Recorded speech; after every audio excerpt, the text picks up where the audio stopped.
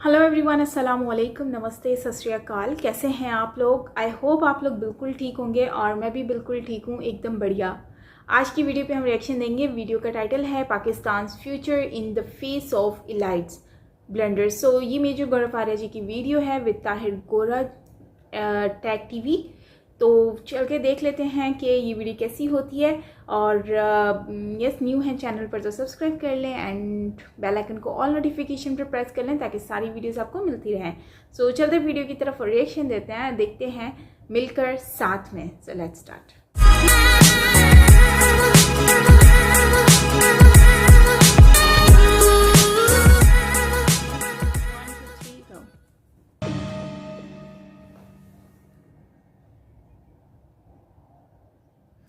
European union का एक सिलसिला है GSP प्लस। पाकिस्तान के ख़िलाफ़ रिसेंटली एक रेजोल्यूशन यूरोपियन यूनियन में पास हुआ है और उस पर अमल कब होता है ये तो आने वाले दिन बताएंगे। उसके मुताबिक पाकिस्तान से GSP प्लस का स्टेटस वापस लिया जा सकेगा, जिसका नुकसान पाकिस्तान को काफ़ी होगा।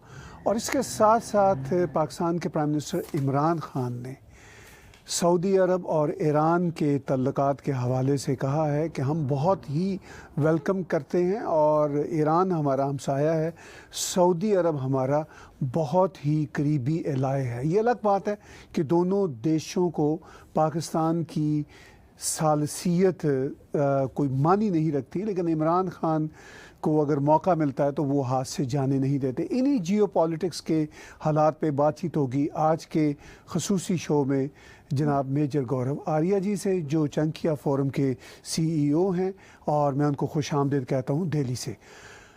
जी मेजर गौरव आर्या भाई, आपके सामने सिचुएशन है। सबसे पहले इम्पॉर्टेंट है पाकिस्तान के लिए GSP स्टेटस, जो अभी फरवरी में ही उनको एक तरह से मिला था और अब वो रिवोक होने की बात हो रही है। तो ये सिचुएशन क्या है? सर, ऐसा है कि ये जो GSP प्लस है, इसेंशियली पाकिस्तान को कुछ लीवे मिलता है इन टर्म्स ऑफ ड्यूटीज। अगर मैं आसान लफ्जों में बताऊं, जो यूरोप में पाकिस्तानी माल जाता है, जो भी XYZ माल जाता है, उसमें थोड़ा सा इनको लीवे मिल जाता है, टैरिफ नहीं जिससे लगता। कि इनका जी टैरिफ नहीं लगता। तो उसमें क्या होता है कि इनका जो मटेरियल है, फिनिश गुड्स हैं, वो थोड़ी सी कॉम्पिटिटिव हो जाती है। अब माल पाकिस्तान फिर भी भेज पाएगा अगर ये GSP हट जाता है, GSP प्लस माल फिर भी भेज पाएगा। माल भेजने में पाबंदी नहीं है, लेकिन उसकी कॉस्ट इतनी बढ़ जाएगी कि फिर पाकिस्तानी मटेरियल वो फिर जैसे इंडिया के मटेरियल से, बांग्लादेश के मटेरियल से और दीगर मटेरियल से वो कम्पीट नहीं कर पाएगा। और ये जो टोटल बातें हैं, ये इसकी वजह से पाकिस्तान में काफी झटका लगा। ये रिटेलिएटरी एक्शन हुआ है फ्रांस का, क्योंकि ये जो अकलियतों के खिलाफ और मिसयूज ऑफ ब्लास्फेमी लॉज, ये ताहिर साहब कोई नई बात तो है नहीं। ऐसा तो नहीं पिछले हफ्ते हुआ है, ये तो होता चला आ रहा है एवर सिंस पाकिस्तान से इंडिपेंडेंस। ये काम होता आ रहा है वहां पे। और ऐसी बात नहीं कि दुनिया में और नहीं होता, और जगह भी होता है। दुनिया में कई ऐसे मुल्क हैं जहाँ पे होता है, लेकिन पाकिस्तान में क्या है कि इंस्टीट्यूशनलाइज्ड है ये। पाकिस्तान में जो कॉन्स्टिट्यूशन ऑफ पाकिस्तान है वो इसकी इजाजत देता है, और पाकिस्तान का कॉन्स्टिट्यूशन इसका बढ़ावा देता है। कहता है कि हाँ, आप ठीक कर रहे हो, अगर आप दबा रहे हो, कुचल रहे हो अकलियतों को, तो ये ठीक है, this is as per the constitution of Pakistan. So एक तो ये चीज है। लोगों ने काफी तक इग्नोर करा during the Afghan Wars. America ने बहुत कुछ इग्नोर करा बिकॉज उनके फायदे थे, मफाद देखते हैं हर एक मुल्क। America is no different, India is no different, Canada, US, सब लोग अपना देखते हैं मफाद। That's all right. बट अब ये बात हो गई है कि मुझे ऐसा लगता है कि जो पूरे GSP प्लस,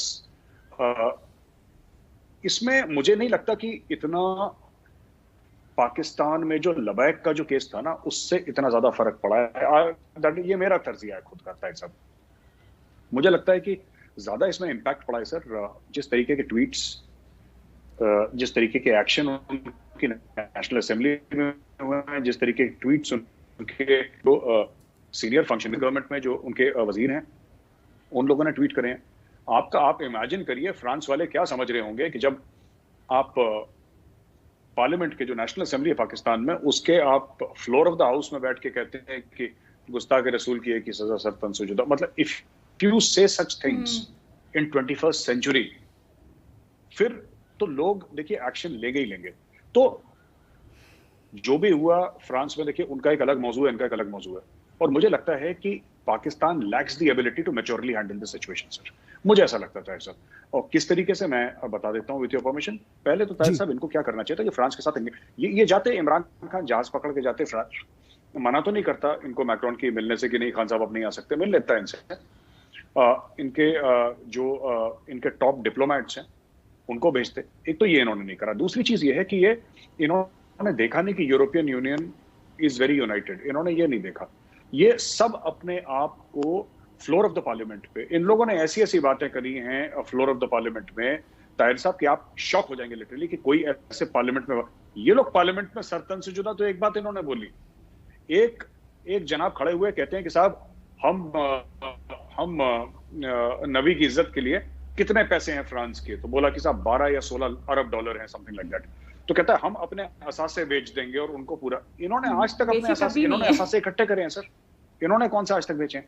भुट्टो ने बोला था ना, बड़ा मशहूर था कि we will eat grass for 1000 years। Bhutto ने बोला था but we'll have the bomb. घास किसने खाया? वो तो पाकिस्तान के गरीब ने घास खाई। आपको लगता है बिलावल की शक्ल देख के बिलावल ने घास खाई होगी? या आपको हमजा शरीफ देख के लगता है कि उसने घास खाई होगी?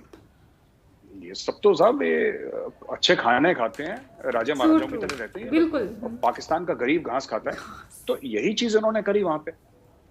फिर तीसरी बात जो मैं कहना चाहता हूं, मैं पेश करना चाहता हूं ताहिर साहब की पाकिस्तान की फॉरेन पॉलिसी। अब मुझे नहीं लगता कि शाह महमूद कुरैशी साहब से तो मैंने कोई बयान इंपॉर्टेंट सुना नहीं, टू बी वेरी ऑनेस्ट। यहाँ पे मैंने पिछले वीडियो में भी डिस्कस करा था आपके साथ, यहाँ पे कोई भी फायर कर देता है सर, कोई भी फायर कर देता है। वो लेडी है, मैं उनका नाम भूल रहा हूँ, वो पहले सिफारतकारी में बड़ी वो होती थी इनकी, उन्होंने एक बयान दाग दिया जी, शीरी मजारी शायद, शीरीन मजारी साहब, वो बयान दाग देती हैं, I am if she is the same lady, if I am not mistaken. जी जी, ठीक है सर। फिर आपके शेख रशीद साहब फायर करते रहते हैं, राइट। फिर आपके और भी दीगर वजीर हैं वहां पे पाकिस्तान के, जिनका कोई फॉरेन पॉलिसी लेना देना नहीं है सर, ये कुछ ना कुछ बोलते रहते हैं। तो क्या होता है, बड़ा कंफ्यूजन होता है। इंडिया में भी ये कंफ्यूजन है। इंडिया में ये कंफ्यूजन है कि पाकिस्तान से अगर बात करी जाए, बाय द वे, तो किससे करी जाए? रावलपिंडी वालों से बात करी जाए, इस्लामाबाद वालों से बात करी जाए। फ्रांस को ये कंफ्यूजन है कि यार ये तो रूलिंग पार्टी के जो सिटिंग मिनिस्टर्स हैं, कैबिनेट मिनिस्टर्स, वो ऐसी बात कर रहे हैं। क्योंकि देखिए, सब ये प्रूव करना चाह रहे हैं ना कि हमसे बड़ा आशिक रसूल पाकिस्तान में कोई नहीं है। अभी पाकिस्तान में इसकी होड़ लगी है। एक पाकिस्तान में सारा का सारा इसी पे फोकस है कि मैं प्रूव कर दूं किसी तरीके से कि मुझसे बड़ा। दे डोंट रियलाइज कि आप जो प्रॉफिट ने बोला वो उनकी बात तो फॉलो करते नहीं। यानी कि अगर मेरे फादर मुझे कुछ बोले, ठीक है ताहिर साहब, मेरे फादर मुझे कुछ बोले, मैं उनकी हर एक बात नजरअंदाज करूं, लेकिन मैं ये बोलूं कि मैं अपने बाप से बहुत प्यार करता हूं। ये फनी बात नहीं लगती आपको? हाँ, वो कहते हैं ये ऐसा ही कि आप कहें कि मैं फादर की इंसल्ट बर्दाश्त नहीं करूंगा, लेकिन ऑन द अदर हैंड आप अपने फादर को फॉलो ही ना करें, फॉलो ना करें। तो फिर ये तो बड़ी, और ये पाकिस्तान में ये मुनाफकत बड़ी आम है। आप सबका देख लीजिए, आप सबका देख लीजिए। तो ये है कि France has taken pre-emptive action, उन्होंने एक्शन ले लिया है। और मुझे तो ये और खदशात इसके भी हैं कि अब ईद के दिन जब एफएटीएफ बैठेगा, ठीक है सर, हो सकता है मिनिमम जो होगा कि ग्रे लिस्ट एक्सटेंड हो जाएगी। मिनिमम, मैं ब्लैक लिस्ट की बात नहीं कर रहा, पर मिनिमम ग्रे लिस्ट एक्सटेंड तो होनी है। तो Pakistan is coming for a lot of damage sir, lot of damage. नहीं, ठीक कह रहे हैं आप कि ये जो खास पर रेजोल्यूशन थी, ये स्वीडन के एक MEP जो मेंबर यूरोपियन यूनियन पार्लियामेंट हैं, चार्ली वेमर्स ने पेश की थी। और उनके बारे में शीरी मजारी ने तुरंत से ट्वीट दे दी कि चार्ली जो हैं वो तो राइट विंगर हैं और ये हैं वो हैं हेट मॉन्गर्स हैं। अच्छा, वो बहुत सेंसिबल बातें कर रहे हैं। उन्होंने आज मेरी भी एक ट्वीट को रीट्वीट किया जो मैंने इसी में मौजू पे की थी। वो बड़ी सीधी सी बात है कि अब पाकिस्तान के प्राइम मिनिस्टर, पाकिस्तान की एलीट इस बात को समझती नहीं कि लॉज अगेंस्ट एंटी सेमिटिज़म और लॉज अगेंस्ट ब्लास्फेमी में बहुत फ़र्क है। एंटी सेमिटिज़म ये है कि अगर आप हॉलोकॉस्ट को डिनाई करते हैं, यानी इतने बड़े जीनोसाइड को डिनाई करते हैं, या आप कहते हैं कि जी जो है ज्यूज़ बुरे लोग होते हैं, ये बहुत बुरी बातें हैं, दोनों बुरी बातें हैं। On the other hand blasphemy का मसला ये है कि वो टारगेट कर रहे हैं पाकिस्तान में क्रिश्चियंस को, हिंदूज़ को, सिख को, अहमदिया को, शिया को। तो ये जो फ़र्क क्यों समझ नहीं आता पाकिस्तान के प्राइम मिनिस्टर को कि ये एंटीसेमिटिज्म के ख़िलाफ़ लॉज और जो लॉज अगेंस्ट ब्लास्फेमी है, इनमें ज़मीन आसमान का फ़र्क है। पता नहीं खान साहब ने ऑक्सफोर्ड में क्या पढ़ाई करी थी सर, आई डोंट नो, क्या पढ़े क्या सीखा। ये तो कहते हैं कि मगरिब को मुझसे अच्छा कोई नहीं जानता। खान साहब को जब मौका लगता है ये तुर्रा छोड़ देते हैं जी कि मगरिब को मुझसे अच्छा कोई नहीं जानता। जैसे आप और हम कभी मगरिब गए, खान साहब ही गए हैं बस। अब इशू ये है सर कि सबसे बड़ी बात ये है कि ये जो देखें, आपने बिल्कुल ठीक बोली, एंटीसेमिटिज्म जो है वो एक अलग मामला है, राइट। हॉलोकास्ट एक चीज है जो कि एक चीज हुई थी, which is true, which was horrific, and मुझे नहीं लगता in human history there has been a crime bigger than the Holocaust, जो इतने छोटे समय पे 10 एक साल में पूरा महदूद होके उन्होंने इतना घिनौना क्राइम करा है। क्राइम्स तो बहुत हुए हैं, गजब के हुए हैं, लेकिन जिस स्ट्रक्चर्ड मैनर में हॉलोकास्ट करा गया, जो नाजीज ने करा against the juice, that is terrifying. मतलब कि लोग बताते हैं कि जिन्होंने ऑश्विट्ज और बुचेनवाल्ड जो कॉन्सेंट्रेशन कैंप्स गए हैं 70 साल के बाद, 75 साल के बाद गए हैं, दोज पीपल से दैट हम इनको देखने के बाद हम एक हफ्ता सो नहीं पाए। आप समझ लीजिए उस जमाने में कितना टेरिफाइंग होगा ये। लेकिन बहरहाल इमरान खान को देखिए छोटी छोटी बातें समझ में नहीं आती सर, ठीक है। अब ये कह रहे हैं ब्लास्फेमी, उन्होंने, मुझे नहीं लगता कि किसी ने ये बोला कि पाकिस्तान में ब्लास्फेमी लॉज होने नहीं चाहिए। मुझे नहीं लगता कि किसी यूरोपियन यूनियन के मेंबर ऑफ पार्लियामेंट ने ये बोला कि साहब पाकिस्तान में प्रॉफिट के खिलाफ बुरी बात कहना अलाउ होना चाहिए या इस्लाम के खिलाफ बुरी बात होना अलाउ। उन्होंने ये नहीं बोला। दे स्पोक अबाउट मिसयूज, और ये तो पाकिस्तानियों को खुद बोलना चाहिए कि ठीक है साहब, जो रसूल के खिलाफ बात करे हम उसको सजा देंगे क्योंकि हमारा लॉ अलाउ करता है, बिल्कुल देंगे और देनी भी चाहिए। लेकिन कोई उसमें, जैसे कि कोई हिंदू है सर, एक केस आया था वहां पे और पाकिस्तानी कोर्ट्स ने ही नोटिस लिया था, एक केस आया था एक हिंदू का, उससे जमीन का झगड़ा था सर, उससे जमीन का झगड़ा था। वो मौलवी ने क्या करा कि कुछ कुरान शरीफ के पन्ने फाड़ के उसके घर के सामने फेंक दिए, उसको मार मार के जिंदा मार दिया, वहीं पे लिंच कर दिया उसको, उसकी जमीन मौलवी साहब ने। ये नहीं होना चाहिए। ब्लास्फेमी लॉज का मिसयूज नहीं होना चाहिए, उसका गलत फायदा कोई ना उठाए। अगर उसको सही तरीके से इंप्लीमेंट करें तो ठीक है। अभी मैं पढ़ रहा था पाकिस्तान का, ऐसा नहीं है कि ब्लास्फेमी लॉज के तहत पाकिस्तान को पाकिस्तान ने कई लोगों को सेंटेंस टू डेथ कराया, कई लोगों को फांसी लगी, ऐसा नहीं है पाकिस्तान में। लेकिन वो मॉब जस्टिस इतनी ज्यादा है, act on by the politicians, because वही बात है ना, मुझे प्रूव करना है अपने आप को कि साहब पूरे पाकिस्तान में मुझसे बड़ा आशिक रसूल कोई नहीं है। वो कैसे होगा? उसके लिए आपको हिंदू का खून बहाना पड़ेगा, सबसे पहले सिख की बेटी को कन्वर्ट करना पड़ेगा, जलती हुई भट्टी में किसी ईसाई को, किसी क्रिश्चियन को डालना पड़ेगा, तब जाके आप प्रूव करेंगे आप कितने बड़े आशिक रसूल हैं। तो वही मुनाफिकत पाकिस्तान में है कि जो रसूल ने कहा था उनकी बात बिल्कुल नहीं माननी और सबके सामने चिल्लाना है कि मैं सबसे बड़ा आशिक रसूल हूं। ये ड्रामे चल रहे हैं वहां पे सर। और उसमें गौरव भाई ये भी तो देखिए ना कि अंग्रेज़ों का लाया हुआ ये ब्लास्फेमी लॉ था जब अंग्रेज़ रूल करते थे उस रीजन में, और इसका मकसद ये था कि इवन अगर हिंदू देवियों देवताओं की भी कोई इंसल्ट करेगा तो उसके ख़िलाफ़ भी ये लॉ आएगा। अगर कोई जैसे गुरुद्वारे में ननकाना साहब में इतनी इंसल्ट हुई, हमने पिछले कुछ सालों में देखा, तो उसके ख़िलाफ़ भी ये लॉ लगता है। अहमदिया और शिया अपने आप को मुसलमान क्लेम करते हैं और हम भी उनको मुस्लिम समझते हैं, तो पाकिस्तान का कॉन्स्टिट्यूशन कहता है कि अहमदिया मुस्लिम ही नहीं है, तो ये इटसेल्फ ब्लास्फेमी कर रहा है कॉन्स्टिट्यूशन। तो इसके खिलाफ कोई ये वहाँ पे कार्रवाई नहीं है। तो मेरा ख्याल है यूरोपियन यूनियन ये बात समझ रही है और इस पे अब क्रिटिकल है। जैसा कि आपने कहा कि पहले वो अपने मफादात की वजह से ओवरलुक कर देते थे, लेकिन अब उन्हें ये लग रहा है कि ये कब तक हम ओवरलुक करेंगे। क्या ये सूरत हाल आपको नज़र आती है यूरोपियन यूनियन की और पाकिस्तान की रिलेशनशिप की? नहीं, बिल्कुल सर, अब वो ओवरलुक नहीं करेंगे। और इस पूरे केस में आप देखिए ना कितने मुल्क थे जिन्होंने वोट करा। I think 381 if I am not mistaken sir, मैं अगर नंबर गलत नहीं बोल रहा तो, कि तकरीबन वोट्स पाकिस्तान के अगेंस्ट पड़े हैं और 3 या 6 कुछ ऐसे वोट्स हैं जो उनके फेवर में पड़े हैं।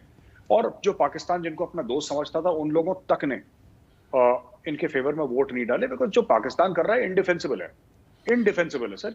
ये मॉडर्न सोसाइटी में इसकी कोई जगह नहीं है। हाँ, पाकिस्तानी सियासतदान अपने वोट बना ले, जो आम जनता है उनको बरकला के, आम लोगों को जो खल्क है उसको बेवकूफ बना के और बोले कि नहीं सब हम बहुत बड़े आशिक रसूल हैं, हमें वोट, ये सब कह सकते हैं वो। बट पाकिस्तान को बहुत ज्यादा फाइनेंशियल और डिप्लोमेटिक डैमेज अब मुझे लगता है साहब, ये मेरा तर्जिया है, मेरा एनालिसिस है कि अब ये इर्रिवर्सिबल हो गया है जो पाकिस्तान के साथ हो रहा है ना। पाकिस्तान इस नहज पे ले आया है पाकिस्तानी जो सियासतदान, और आई थिंक खान साहब तो हैं टोटली क्लूलेस हैं। मुझे कभी कभी ऐसा लगता है कि the entire nation of Pakistan is running on auto pilot. उस मुल्क को कोई चला नहीं रहा सर, वो खुद चल रहा है। जैसे कि ना पैसेंजर बैठे हैं जहाज पे, जहाज उड़ रहा है, पायलट ने पैराशूट पहना और कूद गया जहाज से, और जहाज अपने आप चला जा रहा है। जब तक तेल है तब तक चलेगा, फिर नीचे। It's like that. It's a very frightening situation what is happening in Pakistan because everybody has abdicated the responsibility. Khan साहब अजीबोगरीब बातें करते हैं। You see, उनको तो टर्की और ईरान ने भी सपोर्ट नहीं करा, किसी ने सपोर्ट नहीं करा, कोई सपोर्ट नहीं करा। बट वो ठीक है, एक जिसको कहते हैं ना ख्याली दुनिया में एक इंसान रहता है, वो ख्याली दुनिया में रह रहे हैं, अपना कर रहे हैं। We can't do anything about it, but what is happening is irreversible now. मेरा ये कहना है, ये अब एक पाथ पे चला गया यूरोपियन यूनियन। मुझे नहीं लगता कि इस पाथ से वापस आएगा, और इसके नताइज FATF पे भी पड़ेंगे, इसके नताइज और कई चीजों पे होंगे। ठीक कह रहे हैं आप, ये बड़ी फ्राइटनिंग सिचुएशन है। और जिस तरह आपने कहा कि इमरान खान ने अपने इररिस्पॉन्सिबल रवैये की इंतहा कर दी है, और उनकी कैबिनेट में भी लोग सभी मिनिस्टर ऑलमोस्ट सभी मिनिस्टर जो है ना इंतहा कर रहे हैं स्टूपिड स्टेटमेंट्स की। अब आप ये देखिए कि ईरान और सऊदी अरब के बीच कोई बैकडोर डिप्लोमेसी चल रही है, चूँकि अमेरिकन चाह रहे हैं, सीधी सी बात है। और वैसे भी दुनिया के देश, भारत और पाकिस्तान का मसला ही क्यों ना हो, देश तो चाहेंगे कि अगर चीज़ें बातचीत से रिजॉल्व हो सकती हैं तो हम कन्फ्रंटेशन से ज़रा निकलें, चूँकि उसकी कॉस्ट बहुत होती है। तो अब ईरान और सऊदी अरब ने ये सोचना शुरू कर दिया। अब देखते हैं वो क्या होता है। लेकिन इमरान खान का तो इसमें कोई अमल दखल नहीं है। इमरान खान के अपने मुल्क पाकिस्तान में तो दीवारों पर लिखा होता है शिया शिया काफिर शिया, यानी एक तो ये है कि वर्ड काफिर नहीं होना चाहिए, हिस्ट्री में मुझे बहुत बुरा लगता है, लेकिन इसके लिखने का मतलब ये है कि एक जो काफिर के बराबर, जो 3 शिया हैं वो एक काफिर के बराबर हैं, यानी समथिंग लाइक दैट। ठीक है ना, यानी इतना हेट्रेड है वो जो मुस्लिम शिया हैं उनके खिलाफ। तो ईरान तो उसको पसंद नहीं करेगा। सऊदी अरब में जो सिचुएशन है वो अपने इंटरेस्ट के पीछे जाएंगे जिस तरह अमेरिकन चाहेंगे। तो लेकिन इमरान खान का ये ट्वीट देना कि जी मैं वेलकम करता हूँ, इनका क्या रोल आपको नज़र आता है अगर हम जियो पॉलिटिक्स पे नज़र डालें तो? सर ऐसा होता है कि जब 2 शेर लड़ते हैं ना सर शिकार के पीछे, तो कुछ 1-2 बोटी भेड़िए को मिल जाती हैं। ये टोटल इमरान खान की ये स्टोरी है। देखिए, पाकिस्तान के पास कुछ भी नहीं है ताहिर साहब, अनफॉर्चुनेटली। ईरान को क्या चाहिए पाकिस्तान से, और सऊदी अरब को क्या चाहिए पाकिस्तान से? कुछ तो नहीं चाहिए, पाकिस्तान के पास है नहीं ना। पाकिस्तान ये क्लेम कर सकता है कि हमारे पास कोई टेक्नोलॉजी है, ना पाकिस्तान ये क्लेम कर सकता है कि साहब हमारे पास वैक्सीन है, ना पाकिस्तान ये कर सकता है कि हम ईरान में या सऊदी में इन्वेस्टमेंट करेंगे। कुछ तो है नहीं पाकिस्तान के पास, पैसे भी नहीं है, टेक्नोलॉजी भी नहीं है, कुछ भी नहीं है। तो ये देखिए, इन्होंने जब 50s और 60s में चाइना और अमेरिका को इन्होंने मीटिंग करवाई थी, तो पाकिस्तान ट्रेडिशनली, जिसको बिचौलिया कहते हैं, जिसको हिंदी में, उर्दू में मुझे वर्ड नहीं पता लफ्ज इसका, पर जिसको दलाल कहते हैं, जो बीच में ट्रेडिंग में जो कहते हैं कि जो दलाली खाता है, यानी कि आप और मेरे बीच में मैं कुछ बेच रहा हूं, आप कुछ खरीद रहे हैं, हम दोनों को मिला लिया और कमीशन खा लिया। कमीशन एजेंट की तरह पाकिस्तान काम कर रहा है इसमें, कि साहब एक कमीशन एजेंट की तरह पाकिस्तान ने काम कर लिया, और पाकिस्तान ने बोला कि ठीक है। अब इन्होंने फिर बाद में भी करा था, हम तालिबान के साथ अमेरिका के मुज़ाकरात करवाएंगे, तालिबान ये फिर बीच में पड़ गए। अब ईरान और सऊदी अरेबिया के बीच में पड़ गए। जहां पे, अगर मैं बता रहा हूं, अगर कल रोमानिया और ऑस्ट्रेलिया की बात होगी, उसमें इमरान खान ट्वीट दाग देगा कि हम वेलकम करते हैं, रोमानिया और ऑस्ट्रेलिया आपस में बात कर रहे हैं, नहीं कर रहे, व्हाटएवर द केस। जहां पे भेड़िए को, जहां पे लकड़बग्गे को एक बोटी मिल जाए, जो 2 शेरों ने नोच के खा लिया शिकार को, छोड़ दिया बीच में अपना जूठन, वो मिल जाए, उससे काम चल जाएगा। This is exactly, and it's very unfortunate. देखिए, अपने लोगों को ना, अपने मुल्क में अपने लोगों को बेवकूफ बनाने वाली बात है ताहिर साहब। अब आप खुद सोचिए ना, पाकिस्तान का क्या लेना देना? एक शिया मुल्क है, एक सुन्नी मुल्क है, ठीक है, दोनों मुल्क अपने मफादात समझते हैं। जो बाइडेन ने वैसे ही बहुत हल्का हाथ रख रखा है ईरान के ऊपर। जो बाइडेन का अभी तक बड़ा हल्का हाथ पड़ा है। जो ट्रंप के जो बेलिकोस टाइप के स्टेटमेंट हुआ करते थे, वो बाइडेन ने नहीं दिए हैं। तो बाइडेन बात करने को तैयार है, and the world is bringing Iran, and और ईरान के अंदर भी मैं बता रहा हूं, ईरान का जो एक स्क्रीन सेवर है ना दुनिया के सामने, ऑफ अ बेलिजरेंट पावर, जो कि बहुत अटैक कर देंगे, मार देंगे, death to American, that is a screen saver. Iran भी डरा हुआ है, ईरान के पास भी सर वो पैसे वैसे नहीं है, ईरान भी बिल्कुल खत्म होने की तादाद पे है।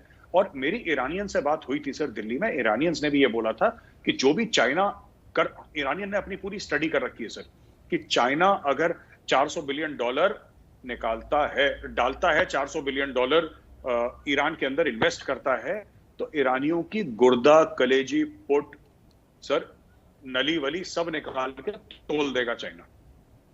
ये China, they have done the study and this Iranian told me sir, मेरी पिछले हफ्ते फोन पे बात हुई है, and he told me that major साहब 110% we know, it's just that we have our backs against the wall.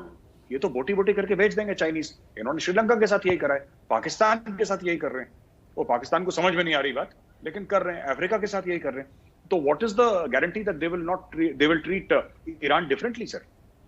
एक तो ये बात है। दूसरी चीज ये है कि ईरान के पास ऑयल के रिजर्व्स हैं, सऊदी के पास ऑयल के रिजर्व्स हैं। लड़ाई क्यों लड़नी बीच में? क्यों लड़नी? किस बात के लिए लड़नी? Over a period of time Iraq भी स्टेबल हो जाएगा सर।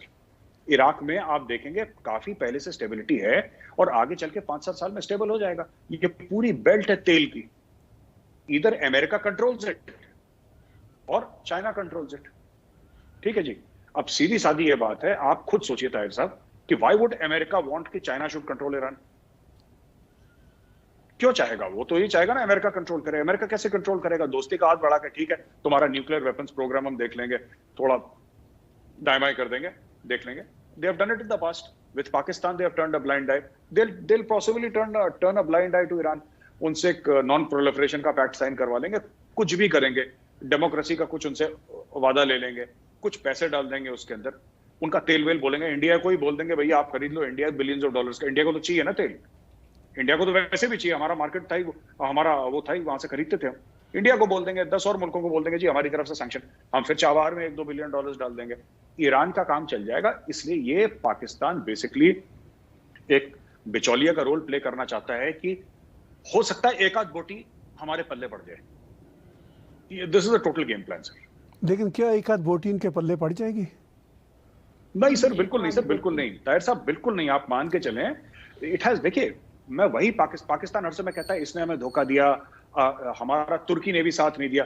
बड़े इनके मीडिया में ना, पाकिस्तानी मीडिया में बड़ा लेमेंट होता है कि साहब तुर्की ने भी हमारा साथ नहीं दिया, ईरान ने भी हमारा साथ नहीं दिया। ये लोग एक बेसिक बात नहीं समझते, छोटी सी बात, कि आप क्या फायदा पहुंचा सकते हैं तुर्की को कि तुर्की आपकी बात सुने। आप ऐसा ईरान को क्या दे सकते हैं कि ईरान आपके, ये बस इनका एक टोटल ये एजेंडा है कि साहब हम भी मुसलमान हैं, तुम भी मुसलमान हो, अब तुम कश्मीर की बात उठाओ। क्यों उठाएगा कोई सर? किसी को क्या लेने देना कश्मीर से? ईरान को क्या लेने देना? ईरान की तरफ से कश्मीर मंगोलिया की तरफ चला जाए, ईरान को क्या लेने देना? ईरान ठीक है कभी कभी बोल देता है कुछ बीच बीच में, लेकिन Iran is not interested sir. Turkey is not interested. Turkey का थोड़ा उसका अर्दोगान है, उसको थोड़ा सा लगता है ऑटोमन एम्पायर का मैं आखिरी वो हूँ। वो भी 1 आध साल में 2 साल में जब उसको खत्म हो जाएगा या वो चला जाएगा, इक्तदार से हट जाएगा, कोई दूसरा बंदा आ जाएगा, he will be of a different mindset, कहानी खत्म। तो ये सब पर्सनालिटी बेस्ड इश्यूज हैं जो तुर्की में हो रहे हैं और कुछ हद तक ईरान में हो रहे हैं, राइट? बट ये मुझे नहीं लगता एक भी बोटी पाकिस्तान के पल्ले आने वाली है सर। तो अगर हम जियो पॉलिटिक्स पर निगाह डालें तो आपने सही बात की कि ऑफ कोर्स ईरान को चाइना का डर है, मगर ईरान दीवार के साथ लगा हुआ है, सैंक्शंस इतनी सख्त हैं कि वो कुछ कर नहीं सकता। लेकिन यही बात अमेरिकन न्यू एडमिनिस्ट्रेशन महसूस कर रही है कि भाई दीवार के साथ लगे हुए शख्स या कंट्री को हम फिर खुद ही एक तरह से लीवरेज दे रहे हैं कि वो कहीं भी चला जाए। तो हम धीरे धीरे वही करते हैं कि भाई आप अपनी नॉन प्रोलिफरेशन का कोई पैक्ट हमसे साइन कर लें और थोड़ा सा इंसान बन जाए। और बैक डोर डिप्लोमेसी अमेरिकन की भी ईरानियन के साथ थ्रू सऊदी अरब अब सुना है चल रही है, और दूसरी गल्फ स्टेट से भी चल रही है। तो चाइना को भी इसका अंदाज़ा है कि मैं इस तरह आसपास के देशों को कब्जे में नहीं कर सकता। तो ये जो सारी सिचुएशन है ये भारत पे किस तरह इम्पैक्ट करेगी?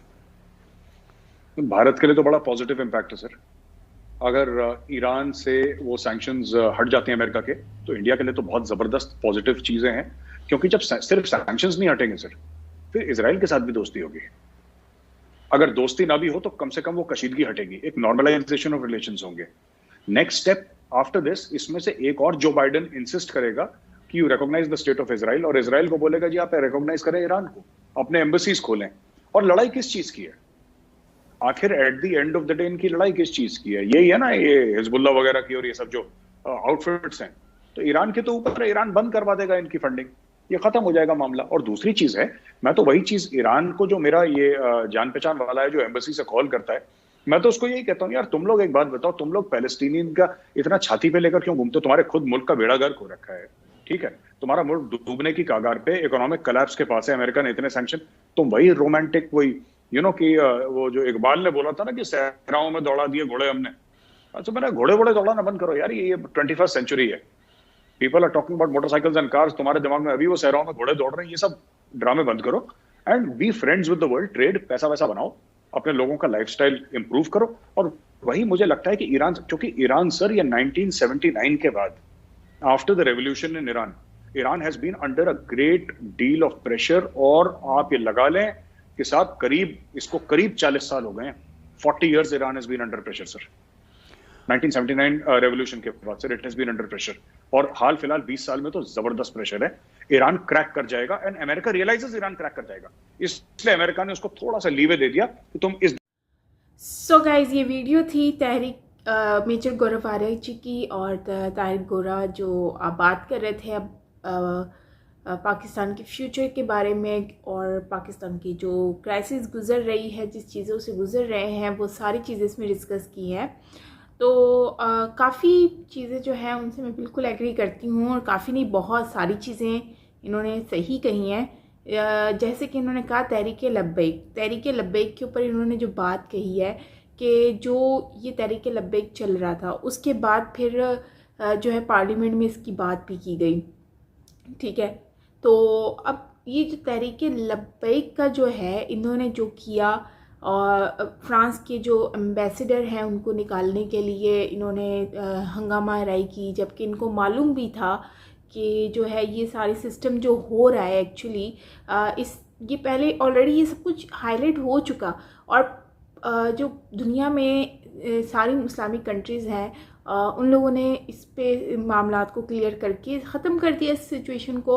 अब गड़े हुए मुर्दे उठाकर ये दोबारा से निकाल के उसको ज़िंदा करने की कोशिश करेंगे, तो ये तो बात तो फिर समझ से बाहर है। ये तो फिर एक वो हो गया कि आप अपनी कंट्री में एक जो है वो गलत हरकतें करके अपनी कंट्री को जो है नुकसान पहुंचाने की कोशिश करें, यही रियलिटी हो सकती है ना। और अगर हम बात करते हैं तहरीक लब्बैक के इश्यूज़ के अकॉर्डिंगली जो गवर्नमेंट ने इस पे बात की है, तो गवर्नमेंट ने ये कहा है कि ठीक है हम इस पे बात करेंगे, और सर तन से जुदा और ये वो। देखें, यहाँ पर बात की आ जाती है कि जो तहरीक लब्बैक बेसिकली अब इन लोगों ने जो इशू हाईलाइट किया था, उसके बाद गवर्नमेंट जो है उन्होंने भी इस बात पे किया। देखो, कंट्री को ब्लैक लिस्ट होने में बिल्कुल टाइम नहीं लगेगा, जैसे कि इन्होंने कहा है कि FATF ईद के बाद जो है वो फैसला करेगी कि ग्रे लिस्ट में रहना चाहिए पाकिस्तान को स्टिल, और या फिर इसको ब्लैक लिस्ट कर देना चाहिए। तो मुझे लगता है कि ये एक पता नहीं, ये तहरीक लब्बैक जो है वो चाह रही थी इस तरह से कि ये हो जाए ब्लैक लिस्ट, इसलिए क्योंकि इनको पता है ऑलरेडी कि ये फ्रांस सिर्फ आम कंट्री नहीं है, ये यूरोपियन कंट्रीज़ में मतलब बहुत वैल्यू रखते हैं, ये सब एक हैं, हम लोग इनके आगे कुछ नहीं है। तो बेसिकली ये लोग डिबोना चाह रहे हैं, क्या सिचुएशन है, कहाँ से ये लोग अचानक से उठकर आए और इन्होंने तमाशा बनाकर अपनी कंट्री को बर्बाद करने की कोशिश में लगे हुए हैं। तो FATF जो ईद के बाद अगर ये कुछ होता है, और इसमें गवर्नमेंट भी काफ़ी हद तक इन्वॉल्व है, क्योंकि गवर्नमेंट इस पर अपने तरीके से फ़ैसला कर सकती थी जहाँ तक मुझे लगता है, लेकिन गवर्नमेंट ने इस पर फैसला नहीं किया। मतलब कि वो भी बेबस नज़र आई, जिस तरह से इमरान खान का एक जो है वो निकल कर आया था बयान बाहर के, इन्होंने जो है वो हम बात करेंगे, और फिर कभी कुछ मतलब वो खुद कंफ्यूज हो चुके थे कि एक्चुअली अब हम इस पे फैसला करें क्या। और दूसरा एक बात आती है कि FATF अगर हमें ब्लैक लिस्ट कर देता है, तो ये वही बात आ जाती है कि हम लोग वैसे ही इतनी क्राइसिस से गुजर रहे हैं, और फिर हमारी गरीब आवाम ऑलरेडी इतना सफ़र कर रही है, और ऊपर से भी लॉकडाउन हो गया, तो और ज़्यादा फुल लॉकडाउन हो गया। फुल लॉकडाउन मीन्स कि सब कुछ क्लोज़, तो फिर लोग क्या करेंगे, लोग तो भूखे मर जाएंगे जैसे कि स्टार्टिंग में हुआ था। और अब केसेस भी बढ़ना स्टार्ट हो गए इन पाकिस्तान। और मेरे जानने वाले उन लोगों की भी पूरी फैमिली और बहुत सारे लोग जो हैं वो सभी कोविड से आजकल हुआ हुआ है उनको भी। तो ये जो वो लोग कहते हैं ना कि हमें कोरोना का चेहरा दिखाओ, कोरोना होता कैसा है, ये सब झूठ है, मास्क घर में रेस्ट कर रहा है और ये मजाक बनाते हैं। तो ये अभी आ रहा है सबको, जो मजाक बनाते हैं उनको पता चल जाएगा कि ये एक्चुअली हुआ क्या है। ब्लास्फेमी मिसयूज़ के ऊपर बात की है मेजर साहब ने, और ताहिर साहब ने जो सवाल पूछा उस पर जवाब उन्होंने दिया।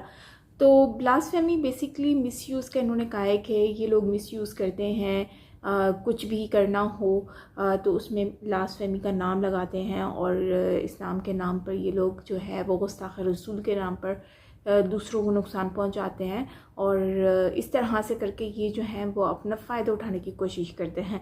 और ये बात बिल्कुल ठीक है, मैं इनकी बात से एग्री करती हूँ, मुझे सबकी बात से, कि ब्लास्फेमी बेसिकली मैंने इससे पहले एक वीडियो पे मैंने बताया भी था कि एक पंजाब में ही ये सिनेरियो हुआ था कि एक बैंक का मैनेजर था, उसने उसको जो है ना वो शायद उस गार्ड को, बैंक का जो गार्ड है उसको उस पर गुस्सा किया कि वो लेट आता था। तो उसी के गुस्से में उसने भड़ास में जो है वो अपना गुस्सा निकालने के लिए उसने उसको जो है वो मैनेजर को मार कर शूट करके बैंक में ही, तो फिर वो चला गया और भाग गया। तो जब पकड़ा गया, पूछा कि रीज़न क्या था, तो उसने कहा कि वो तो गुस्ताख़ रसूल था, तो इसलिए सरतन से जुदा और ये वो। तो उसको जब पूछा गया, मीडिया ने क्वेश्चन किया कि भाई आपने ऐसा उसने क्या कहा था जिससे आपको जो है ना गुस्सा आ गया और आपको लगा कि ये गुस्ताख़ रसूल है और आपने इसको ख़त्म कर दिया। तो उसने कहा कि यार ऐसा तो कोई चीज़ हुई, कहता है उसने कहा कि सर सिर्फ अल्लाह ताला के आगे झुकाना चाहिए, नबी पाक के आगे नहीं झुकाना चाहिए। तो इस तरह से जब कहा तो लोगों ने कहा कि देखो ये तो बात सही थी उसकी, इसमें तो कोई गलत इस तरह का कुछ था नहीं कि वो गुस्ताख़ रसूल है और ये रियलिटी है, इस तरह सही है ये तो फिर ये तो कोई रीज़न ही नहीं था बनता। तो मतलब रीज़न ये बनता था कि रीज़न ये था कि वो आदमी जो था ना मैनेजर, वो उसकी पोस्ट वगैरह जब सोशल मीडिया पे देखा गया तो कहीं पर भी ऐसे कोई कंटेंट नज़र नहीं आया कि वो गुस्ताख़ रसूल है या उसने कुछ ऐसा किया हो। बट ये ऐसी लोगों का मिसयूज़ करना, लोग मिसयूज़ जो कर रहे हैं इस्लाम के नाम पर कि ये हो गया वो हो गया तो अपना बदला निकालने के लिए, तो ये मिसयूज़ ही होता है और मुझे लगता है कि ऐसा नहीं होना चाहिए। और ये लोग जो यूज़ कर रहे हैं तो इससे जो है वो बहुत सारे लोगों को भी ख़तरा होता है, क्योंकि आजकल तो सरेआम लोग ख़त्म। तो अच्छा एक और था कि अवाम जो है, अवाम को ये मंजन बेचते हैं, गवर्नमेंट वगैरह जो है वो ख़ुद तो अपने घरों में बैठ के हेल्दी फूड खा रहे होते हैं। और जैसे कि बिल्लो रानी के बारे में बात की मेजर साहब ने, बिल्लो रानी मतलब बिलावल भुट्टो के, कि वो खाना उनका अच्छे होते हैं, शाही खाने होते हैं, वो खाने अच्छे खाते हैं, लेकिन जब कोई चीज़ होती है, कुछ करना होता है या कोई चीज़ के आगे लड़ना होता है तो ये लोग आगे नहीं आते, ये लोग पीछे ही रहते हैं। पेंडेमिक से इनका कोई लिंक नहीं है, इनको किसी चीज़ से कोई मसला नहीं है, दिक्कत नहीं है, बिकॉज दे हैव एवरीथिंग। लेकिन मसला जो आता है वो आम आवाम को आता है और हमारी आम आवाम ही बेवकूफ़ है, जिनको अक्ल नहीं है कि वो उनको क्या फ़ैसला करना चाहिए। कभी गवर्नमेंट कहती है रोटी देंगे, कपड़ा देंगे, मकान देंगे, बट देते कुछ भी नहीं। और हमारी आवाम इतनी पागल हो जाती है, कहती है कि हमने तो इन्हीं को वोट देना है क्योंकि ये हमें रोटी भी देंगे, कपड़ा भी देंगे, मकान भी देंगे। और फिर वही है कि मिलता कुछ भी नहीं है, और मिलता है तो एक बिरयानी की प्लेट और साथ में 1000 रुपये का नोट मिल जाता है। सो उसी से इनकी बल्ले बल्ले हो जाती है। एनीवेज़ शिया काफिर का एक लास्ट में मैं टॉपिक डिस्कस करूँगी। शिया काफिर के टॉपिक पे इन्होंने बात की है कि यहाँ पर जगह जगह पर लिखा हुआ होता है, बोल रहे होते हैं कि शिया काफिर, शिया काफिर, शिया काफिर हैं, ये हैं, वो हैं, बुरे हैं। और ये रियलिटी है एक्चुअली, इसमें हम लोग कभी भी डिसएग्री कर नहीं सकते। जो रियलिटी है उसको हमें एक्सेप्ट करना होगा। हम लोगों ने खुद ही इस चीज़ पे, और अब जब ईरान, तो पूरा कंट्री ही ईरान की जो है वो काफिर काफिर कह रही हूँ, शिया काफिर वाला नाम ही मेरे मुँह पे इतना आ गया है जैसे माला जपते हैं। एनीवेज़ शिया काफिर का जो है ना क्योंकि शिया को लोग काफिर बोलते हैं ये लोग, और ईरान जो है वो पूरा ही शिया का शहर है, कंट्री है। और फिर वहाँ पर अगर जाहिर सी बात है ये शिया काफिर करेंगे तो ईरान पाकिस्तान के साथ कैसे खड़ा होगा, मुझे ये बताएं ज़रा। कभी नहीं खड़ा होगा। और वैसे भी ईरान तो ख़ुद परेशान है, वो तो ख़ुद अभी गुर्बत के आगे झुका हुआ है, और फिर उसको चाहिए कुछ ना कुछ तो चाहिए। लेकिन अब वही बात है कि अब चाइना, ईरान और ऊपर से अफ़गानिस्तान भी अभी बहुत बुरी हालत में चल रहा है, उसकी भी कंडीशन बहुत ज़्यादा ख़राब है। लेकिन खैर वो एक अलग बात आ जाती है। लेकिन शिया काफिर का जो टॉपिक है ये हमारी कंट्री में, पाकिस्तान में बहुत ज़्यादा इनिशियल तौर पे जो है तरीके से ना वो ऐसे आके ना ऐसे हो गया है, तो समझ नहीं आ रहा कि इसको किस तरह से सॉर्ट आउट किया जाए। सो खैर गाइस, ये मामला जब तक सॉल्व नहीं होंगे तो फिर ये लोग आगे नहीं निकल सकते, कभी नहीं निकल सकते। और ये लोग पीछे से पीछे जा रहे हैं, आगे कभी भी नहीं जा सकते। बस अगर ये लोग यही दिमाग में बिठा के रखें शिया काफिर है, हिंदू काफिर है, वाजिबुल कत्ल हैं, ये हैं वो हैं, तो अगर यही बोलते रहेंगे ना तो मुझे लगता है कि एक वक्त ये आएगा कि कुछ भी नहीं बचेगा, कुछ और आ जाएगा यहाँ पर, और ये लोग उनकी गुलामियाँ कर रहे होंगे। फिर देखेंगे कि ये क्या बोलते हैं सेकुलर और ये वो। तो खैर वो तो हम पार्ट 2 में देख लेंगे कि आगे पार्ट 2 में ये क्या डिस्कस करते हैं। अगर आप बोलेंगे तो हम पार्ट 2 भी इसका बना लेंगे, और कमेंट में बताइएगा कि पार्ट 2 होना चाहिए कि नहीं होना चाहिए। बाकी और भी अच्छी वीडियोस जो हैं वो आप मुझे सजेस्ट करते रहें, जैसे कि फ़नी होती हैं, कॉमेडी वीडियोज़ होती हैं और बहुत सारी, तो हम उस पर रिएक्ट डेफिनेटली करेंगे। इंस्टाग्राम की आईडी ऊपर मेंशन है, और उस वहाँ पर भी आप मुझे बता सकते हैं, जैसे कि और फ्रेंड्स बताते हैं। और इसके अलावा नीचे कमेंट बॉक्स में आप बता सकते हैं। और हाँ, लास्ट में मैं बता दूं कि मैं किसी के भी कमेंट डिलीट नहीं करती, सो प्लीज़ आप लोग ये मत सोचें कि मैं आप लोगों के कमेंट डिलीट करती हूँ। इधर कमेंट अच्छे हों या बुरे हों, पॉजिटिव नेगेटिव कुछ भी हो, मैं उनके कमेंट डिलीट नहीं करती, क्योंकि आप लोगों की राय है और उसको मैं अप्रिशिएट करती हूँ। और मैं हमेशा से ही चाहती हूँ कि आप लोग कमेंट करें, मैं देखूँ आप लोग क्या बोलते हैं। अच्छा बोलते हैं, कुछ लोग बुरा बोलते हैं, बट ये उनका ओपिनियन है, उनकी सोच है, तो मैं उसको डिलीट नहीं करती। अगर डिलीट होता है तो वो ऑटोमेटिक होता है, वो जो है वो यूट्यूब की तरफ से होता है। सो आई होप कि आपको समझ आ गई होगी। सो इस तरह से कमेंट करते रहें और अपनी जो ख्यालात हैं, ओपिनियन है, वो मुझसे शेयर करते रहें। सो मिलते हैं नेक्स्ट वीडियो के साथ। अपना बहुत सारा ख्याल रखिएगा। मैं हूँ साइमा पीर।